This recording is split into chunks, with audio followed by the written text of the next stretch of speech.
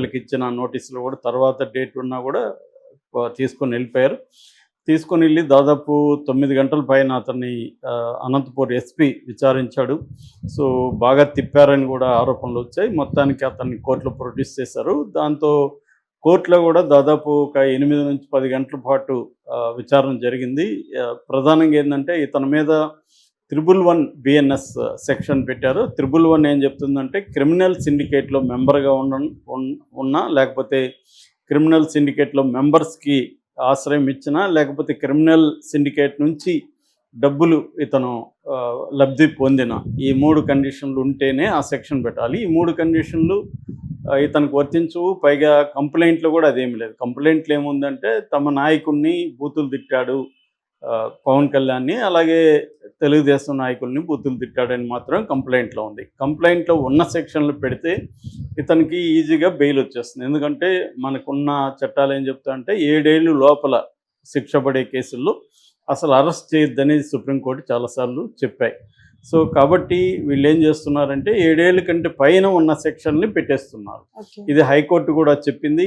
మెకానికల్గా మీరు దీనికి జ్యుడిషియల్ కస్టడీకి పంపించొద్దనే కింది కోర్టు జడ్జెస్ని కూడా హైకోర్టు ఆదేశించింది, కానీ అది ఎవరు ఫాలో కావట్లేదు.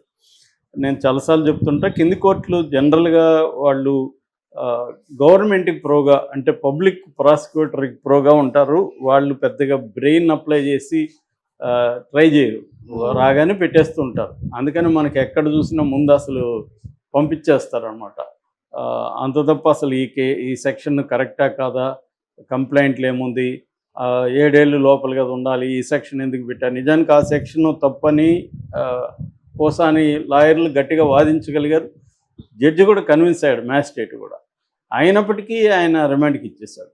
ఇది మన జ్యుడిషియల్ వ్యవస్థలో ఉండే లోపాల్లో ఇది ఒకటి. అంటే సుప్రీంకోర్టు ఒకటి చెప్తుంటుంది, కింది కోర్టులు వేరేవి చేస్తుంటాయి. సో పదే సుప్రీంకోర్టులు చెప్తుంటాయి కానీ ఫాలో కావు. ఎందుకంటే ఇక్కడ అన్ని వ్యవస్థల పైన పొలిటికల్ వ్యవస్థను డామినేట్ చేస్తుంటారు. మిగతా అన్ని వ్యవస్థల్లో ఫైనల్గా పొలిటికల్ వ్యవస్థను కూడా కొన్ని కంపెనీలు కావచ్చు, ఎకనామిక్ ఫ్యాక్టర్స్ ఫైనల్గా చేస్తుంటాయి. This is the core of the democracy. So ఈ నేపథ్యంలో మామూలుగా అయితే తను అరెస్ట్ చేయకూడదు, విచారణకి నోటీసులు ఇచ్చి విచారణ జరపాలి.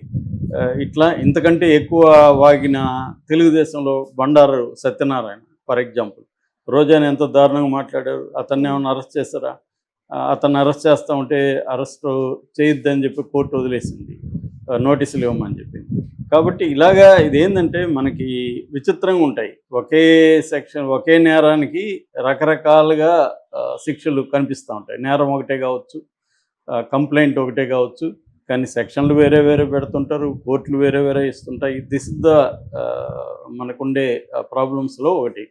సో పోసాని ఇష్యూ కూడా ఈ విషయాల్ని, అంటే చట్టంలో ఉండే లూప్ హోల్స్ కావచ్చు, ఫంక్షనింగ్లో ఉండే ప్రాబ్లమ్స్ కావచ్చు, అధికారంలో ఉండేవాళ్ళు ఎట్లా మిస్యూజ్ చేయొచ్చు, అంటే లాని ఎలా బెండ్ చేయొచ్చు అనే దానికి పోసాని ఒక ఎగ్జాంపుల్. పోసాని ఖచ్చితంగా తప్పు చేశాడు, దారుణంగా తిట్టాడు. ఆయన ఎవరు, పవన్ కళ్యాణ్ పిల్లల్ని, వాళ్ళ భార్యని అతి దారుణంగా మాట్లాడాడు. ఆయన ఎవరో కూడా అలా మాట్లాడే ఇది ఉండదు. అంత దారుణంగా ఈయన బాగా చదువుకున్న వ్యక్తి, పిహెచ్డి చేశాడు, తెలుగులో 100 సినిమాలకు పైన మాటలు రాశాడు.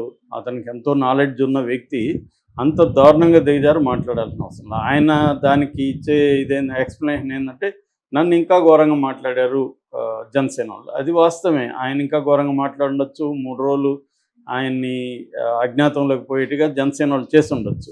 కానీ వాళ్ళు చేశారు కాబట్టి నేను చేశాను అన్న వాదన కరెక్ట్ కాదు. ప్రొడ్యూస్ చేయడానికి ఈ వారెంట్ అప్లికబుల్ అవుతుందన్నమాట. అలాగా అతను ఇంకా వచ్చేస్తాడు అనగా సిఐడి ఎంటర్ అయింది. సిఐడి ఒక కేసు పెట్టింది. సో దాంట్లో మళ్ళీ కోర్టు ఈ సిఐడి కేసు పెట్టింది, ఇది ఈ సెక్షన్ల కింద పెట్టచ్చా, దీన్ని అరెస్ట్ చేయొచ్చా అనేది కూడా కోర్టు ఏం చూడకుండా మళ్ళీ కూడా హైకోర్టు ఆదేశాలను కూడా పక్కన పెట్టి మళ్ళీ కింద కోర్టు ఇతనికి రిమాండ్ ఇచ్చేసింది. సో మళ్ళీ ఇతను గుంటూరు జైల్లో ఉన్నాడు.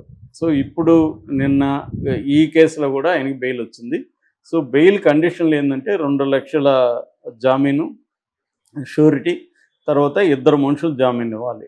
ఇది ఫ్రైడే వచ్చింది బెయిల్. ఇవన్నీ ప్రొడ్యూస్ చేయడానికి వాళ్ళకి టైం పట్టింది. సో సాటర్డే నిన్న ఆయన బయటకు వచ్చాడు.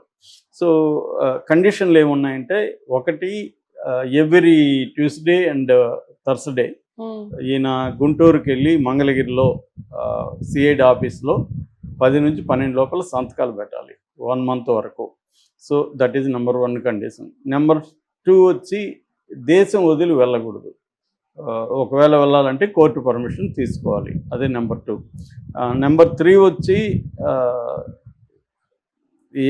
ఇతను ఈ కేసు గురించి కానీ, లేకపోతే తనని ఎలా ట్రీట్ చేశారని కానీ, ఈ విషయాలు ఏవి బయట మాట్లాడకూడదు, అంటే విమర్శించకూడదు. సో అది నెంబర్ 3. నెంబర్ 4 వచ్చేసి మిగతా కేసుల్లో కావచ్చు, ఇప్పుడు బెయిల్ వచ్చిన కేసులో కావచ్చు, అన్నిట్లో కూడా పోలీసులకు సహకరించాలి.